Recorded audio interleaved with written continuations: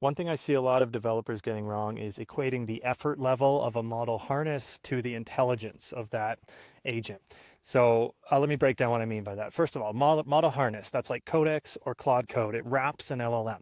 And an LLM itself has no concept of thinking or effort level because it needs a system around that to provide that. Even just like I guess 2 years ago, there was no, I like this whole idea of thinking did not really exist. It was just a hack. It was a prompt engineering technique where you would tell the model at the end, go step by step, think step by step. And this produced better results.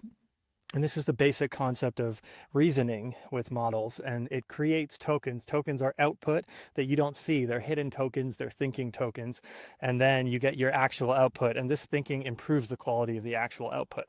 So the idea is the more that you allow the model to do, the more output you allow the model to do in that thinking step, the better the answers are, and the more intelligent that model therefore is. And this is the whole idea of thinking. But what you have to understand is the higher the thinking, this dramatically increases the costs of the models because these are billed as output tokens, and output tokens are far more expensive than input tokens, like 5x more expensive than input tokens. I believe that's the correct number. So we're talking about intelligence, and my initial thesis to you was that we should not equate this reasoning with intelligence. And this is perpetuated by the model providers, by the way. So with Codex, when I increase my level right now of thinking, they're literally saying intelligent, very intelligent. So they're kind of saying for the person who doesn't understand how these systems work, you should just think about it as intelligence. I much prefer to think about intelligence as the underlying LLM itself, like Sonnet versus Opus or GPT Soul. It would be the smartest model from OpenAI right now compared to Terra. Okay, so let me finally wrap this up.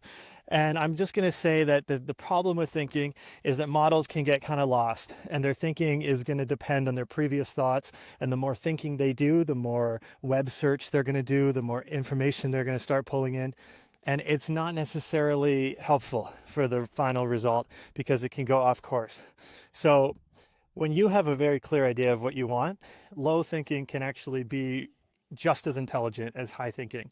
But when you're in a domain where you're not as clear and you're relying on the model more to make the right decisions, to do more research for you, to figure things out, that's where you want to increase the reasoning level, and that's where you'll get benefits from that. So if you want to learn more from me, you can join my school community. I'll talk more about these ideas with you there.